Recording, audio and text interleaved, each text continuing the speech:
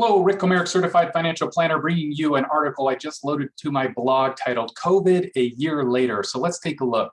This time last year, the World Health Organization recently had declared the spread of COVID-19 constituted a worldwide pandemic.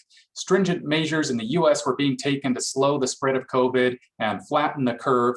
The lockdowns and shelter-in-place orders dealt a body blow to US economic activity. Investors who attempt to price in economic activity over the next 6 to 12 months, 6 to 9 months, had no prior experience to a shutdown and eventual reopening of the economy. It was as if we were driving through a dark and foggy night with no headlights. Consequently, investors' reaction was swift, and the first bear market since 2009 descended upon investors. Volatility was intense. In just one day, the Dow Jones Industrial Average lost nearly 3,000 points, or 12.9%. That day accounted for over 25% of the Dow's nearly 11,000 point peak to trough loss. The major market indexes bottomed on March 23. The bear market lasted barely over a month. If we use the broader base S&P 500 index as our yardstick, it was a swift decline, but it was the shortest bear market we've ever experienced. The ensuing rally has been nearly unprecedented. Since bottoming, the S&P 500 index advanced an astounding 77.6% through March 31st. Its 3,972.89 close at the end of the first quarter put it within 1.65 points of the prior March 26 closing high, and that is on top of a series of new highs since the beginning of the year. Since the end of the quarter, the S&P 500 has gone on to top 4,000.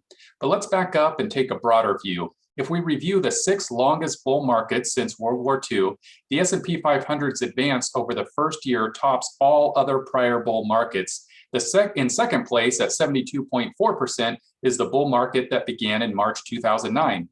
That run lasted into February 2020. But I want to caution you that past performance doesn't always guarantee future results. In fact, it rarely does. If we gauge the first year of the 90s bull market, the S&P 500 had advanced 32.8% during the same period. It's an excellent performance for a period that runs about 1 year.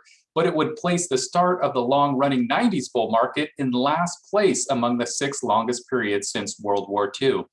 Where are we headed from here? You've heard me say that no one has a crystal ball. No one can accurately and consistently predict what may happen to stocks. Nevertheless, let's look at what's happened in the second year of bull markets that were born out of bear markets that saw the S&P 500 index fall at least 30%.